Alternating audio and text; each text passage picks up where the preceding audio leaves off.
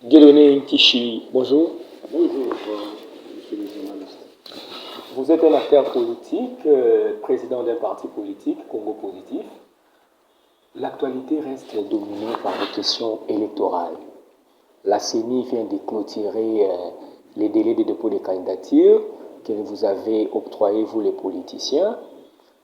Première question d'abord, votre parti a-t-il déjà déposé? Oui. Vous allez vous souvenir que notre parti Congo Positif fait partie des membres du regroupement politique Les Progressistes, dirigé de main de maître par le sénateur Sami Badi Bangantita, ancien Premier ministre au maire propre. Donc, nous sommes du regroupement des progressistes et à ce titre, nous avons travaillé de concert avec les autres partis membres de notre regroupement des progressistes pour déposer, soumettre nos candidatures. Et ce travail a été fait jusqu'au tout se passe bien. Nous avons déposé nos candidatures partout dans le pays en tant que les progressistes. Donc, Congo Positif, nous avons déposé nos dossiers et les progressistes également ont déposé leurs dossiers dans toutes les circonscriptions du pays. Vous avez déposé, mais il y a des autres qui n'ont pas déposé. Dieudonné Nkichi, quelle lecture vous faites des refus du PPRD et certains partis politiques du FCC de déposer leur candidature, sans oublier les camps Fayoulou qui n'a pas aussi déposé? Bon, je pense que les organisations politiques que vous citez sont des organisations majeures. Lorsqu'elles prennent la décision, la grave décision de ne pas déposer, je pense que, elles ne violent aucune loi dans ce pays. Parce que la loi électorale, comme la Constitution, ne fait pas des élections dans notre pays une question obligatoire. Donc les citoyens, comme les organisations politiques, ne sont pas obligés d'aller aux élections, de prendre part aux élections. Et donc, ça, c'est la première façon de voir les choses. Et puis, de deux, il appartient, ça relève de la liberté de toute organisation de présenter des candidats ou de ne pas présenter des candidats. Je pense que là également, il n'y a pas, ils n'ont violé aucune loi et c'est de leur liberté, justement, de ne pas présenter des candidatures. Vous parlez de leur liberté, mais eux-mêmes ils disent être contraints à ne pas déposer parce que les conditions ne sont pas réunies. Et ils disent qu'on prépare une tricherie, ils ne voudraient pas cautionner cette tricherie. On a entendu le même discours de la part de deux autres candidats, potentiels candidats président de la République, parmi les quatre opposants, entre guillemets, qui, eux, ont déposé leur dossier. Mais en même temps, ils étaient en train de dire que le processus électoral n'était pas bon, ils étaient contraints, rien ne marchait et tout, mais on les a vus. On a vu qu'ils ont déposé leur dossier à la députation nationale. Donc,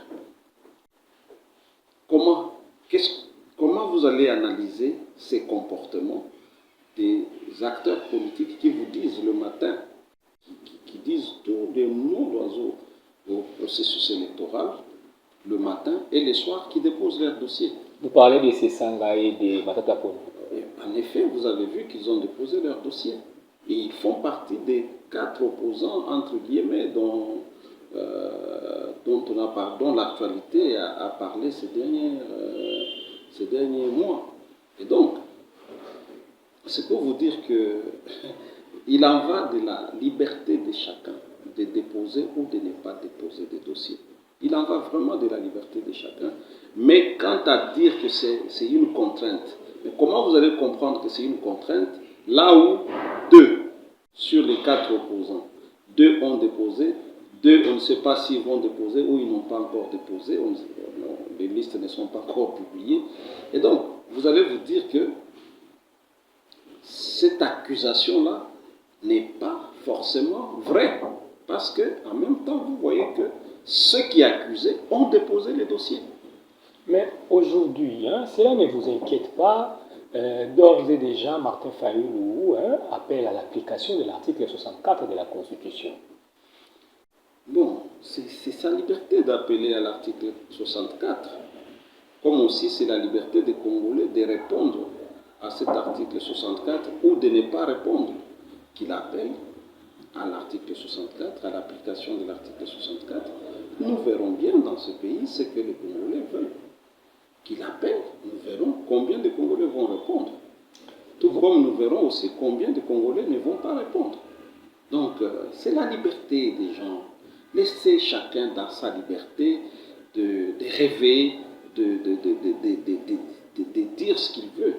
Mais lorsque vous parlez de toutes ces questions-là, article 64, en même temps, vous voyez que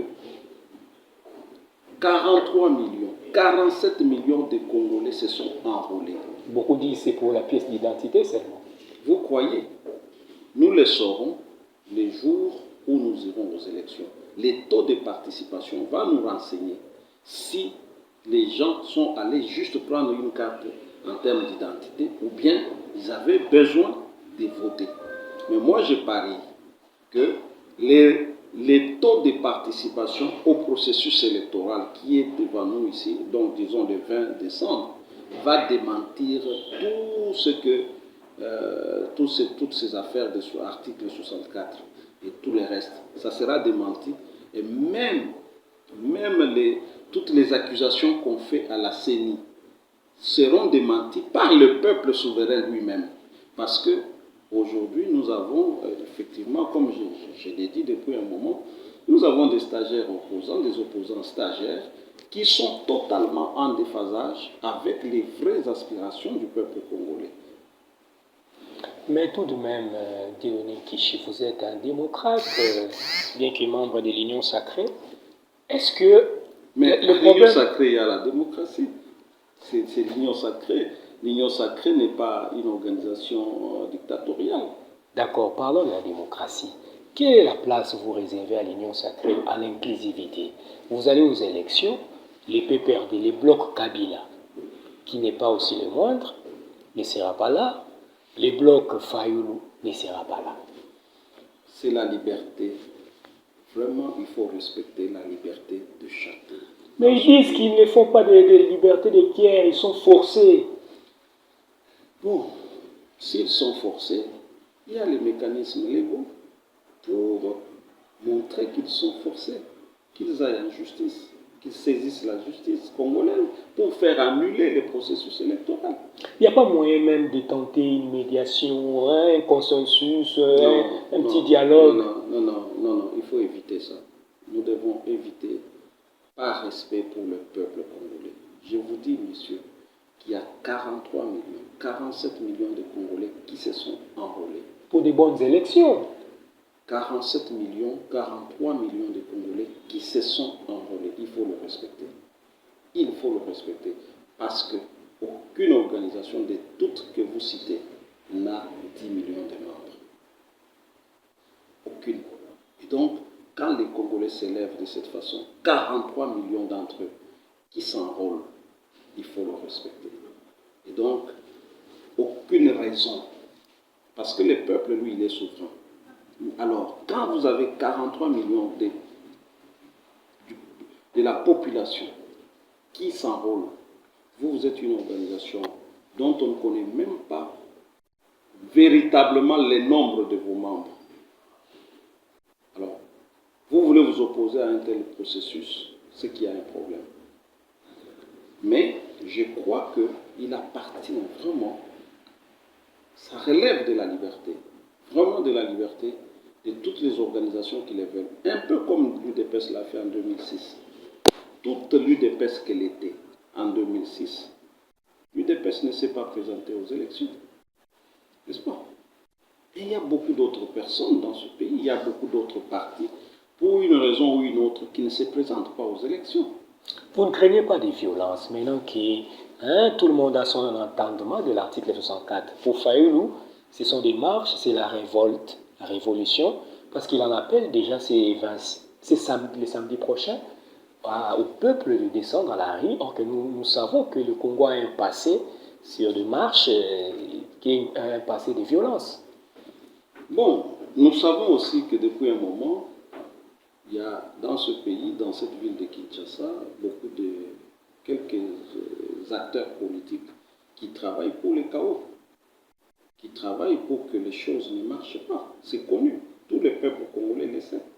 Et donc, nous verrons bien qu'est-ce que ça va donner.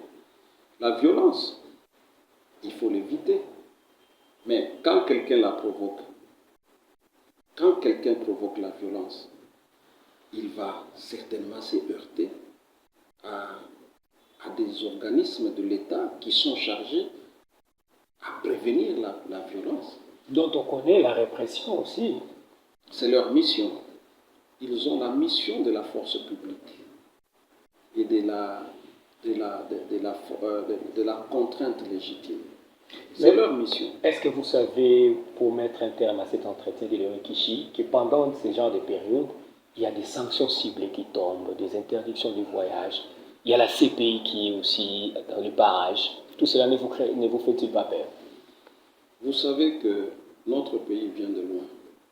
On doit cesser d'agiter la menace de violence alors qu'il y a un processus électoral qui s'est mis en place correctement et qui a été appuyé également par la communauté internationale, qui, parmi les ambassadeurs faisant partie de la communauté internationale, n'a pas soutenu le processus électoral pour que, à son terme, on vienne dire que ça ne va pas.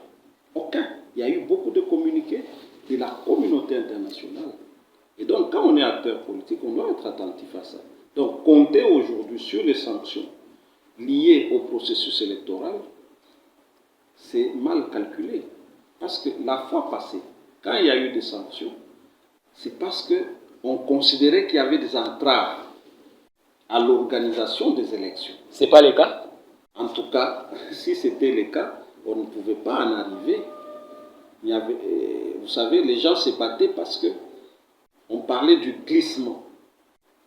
Les délais constitutionnels n'étaient pas respectés. Mais aujourd'hui, les élections vont avoir lieu dans le délai constitutionnel. Donc, le contexte est tout à fait différent. Donc, s'il y aura sanction, et si ceux qui sanctionnent les autres sont justes, ils vont donner des sanctions à ceux qui vont appeler à la violence.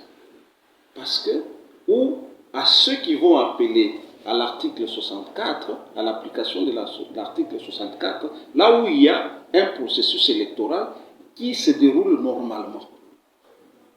Donc, vous voyez de quel côté les sanctions vont aller? D'après vous? Pas d'après moi, mais selon la logique des choses. Parce qu'il y a un processus électoral qui va normalement. Quel est ces membres de la communauté internationale? Quel est ce membre de la communauté nationale qui dit aujourd'hui, à part quelques opposants, qui sont dans leur rôle normal, à part eux, qui dit que le processus électoral n'est pas bon? Ça peut toujours déraper. Hein? Presque personne. Les souhaits que ça dérape, c'est ce que nous vivons depuis un moment dans ce pays. Il y a quelques personnes qui sont identifiées par les peuples congolais qui veulent que tout capote parce qu'ils ont peur des élections. Vous comprenez? Mais à côté, il y a l'ensemble du peuple congolais. Je vous dis, 43 millions vont aller aux élections en décembre, le 20 décembre. Et ces gens-là, cette population, il ne faut pas la minimiser parce qu'elle s'attend, elle veut aller aux élections. Vous voyez comment elle accompagne des candidats à déposer des candidatures. Vous voyez vous-même. Alors, quand vous analysez tout ça, vous avez vu vraiment que du côté du peuple et du côté du pouvoir organisateur, il y a des doutes à organiser des élections? Non. Par contre, il y a des doutes à participer au processus électoral de la part de quelques personnes. Léon Kishi, nous vous remercions. C'est moi qui vous remercie.